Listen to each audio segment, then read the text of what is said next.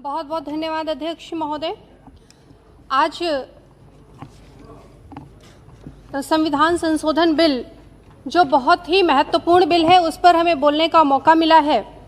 मैं इस बिल के लिए तो सर्वप्रथम इस देश के यशस्वी प्रधानमंत्री आदरणीय नरेंद्र मोदी जी को धन्यवाद देना चाहूँगी, जिन्होंने इसे कैबिनेट में पास करके सदन में लाने का काम किया।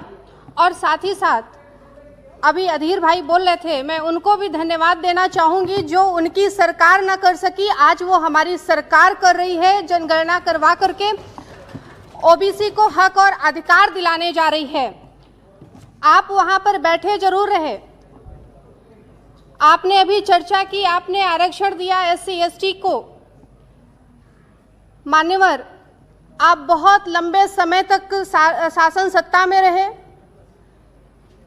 हर राज्यों में जानवरों तक की गिनती हुई कि किस राज्य में किस जिले में कितने जानवर हैं, किसकी बहुतायत संख्या है, लेकिन बैकवर्डों की गिनती कहीं पर नहीं की गई। ये आपके राज्य में हुआ, जो आपने कहा, आपने सबको हिस्सा देने की बात की, सबके अधिकारों की बात की।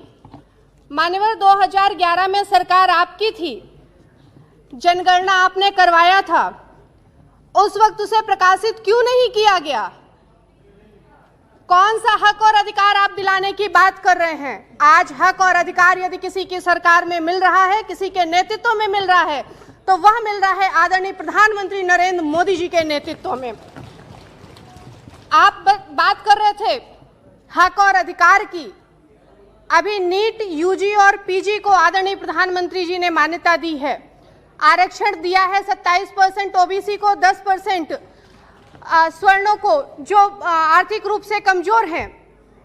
आपने क्या किया था? 2010 में नीट लाया था। नीट किससे मिलता जुलता है? एनसीईआरटी से मिलता हुआ सिलेबस है। गांव देहात गरीब तबके का व्यक्ति एनसीईआरटी की किताबें नहीं पढ़ता है। मान्यवर, आपने आरक्षण को खत्म करने की शुरुआत तो 2010 में कर दी थी। महोदय, जनता के हक और अधिकार की यदि बात की गई होती तो आज जनता अपना हक और अधिकार पाने के लिए आपको सत्ता से बाहर नहीं करती।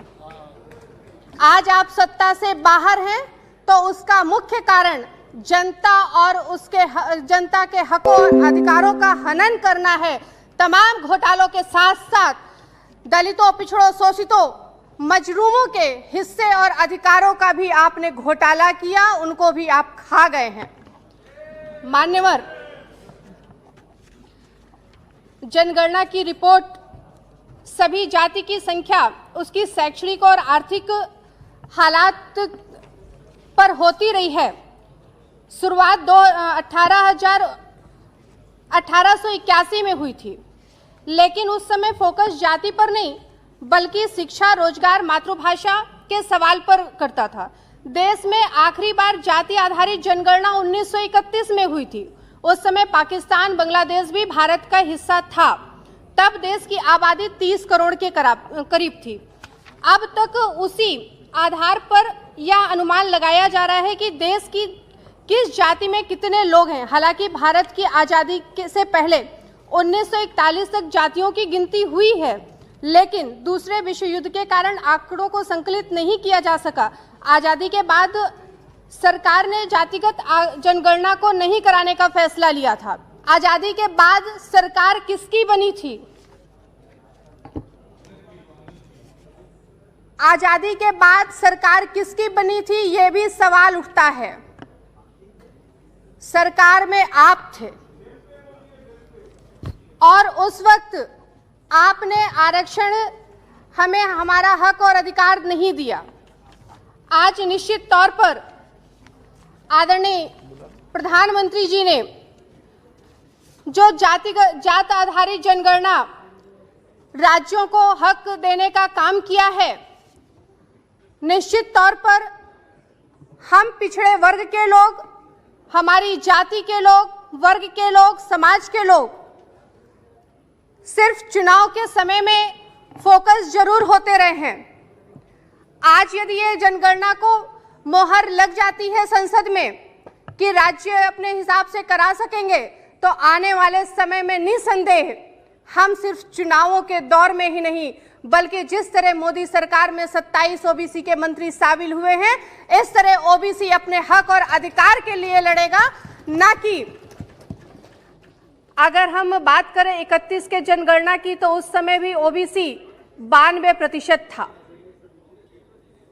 और आज यदि जनगणना होती है तो ओबीसी कहां होगा, शायद हम उसका अंदाजा भी नहीं लगा सकते हैं। तो मैं तो धन्यवाद बार बार करना चाहूंगी माननीय प्रधानमंत्री जी का, जिन्होंने इस बिल को ला करके हम सबके हक और अधिकार को दिलाने के लिए, न्याय करने के लिए, और जो अभी तक इस देश पर होता रहा उस चीज को खत्म करके सबके हिस्से को, सबके हक और अधिकार को दिलाने के लिए जो बिल लाए हैं, मैं उस बिल का पूरी तरह से समर्थन करती हूं। और निश्चित तौर पर अभी भाई अधीर जी चर्चा कर रहे थे,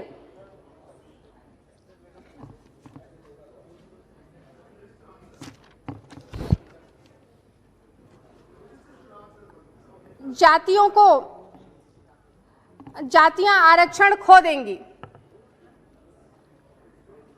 आज बहुत सी जातियां ऐसी तैयार बैठी हैं कि जब जनगणना होगी तो वो ओबीसी में शामिल होंगी और उन्हें उनका हक और अधिकार मिलेगा। ये हक और अधिकार दिलाने का काम है, ना कि हक और अधिकार को छीनने का काम है। मोदी सरकार ने जो भी निर्णय लिए हैं, चाहे वो नीट का हो, चाहे जाति जनगणना का हो, निश्चित तौर पर वो इस देश के गरीबों, शोषितों,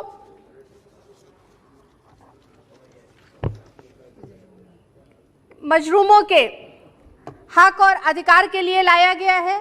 मैं इस बिल का पूरी तरह से समर्थन करती हूं और आप लोगों को भी धन्यवाद करती हूं जिन्होंने इस बिल के समर्थन में आज संसद को चलने दिया। बहुत बहुत धन्यवाद।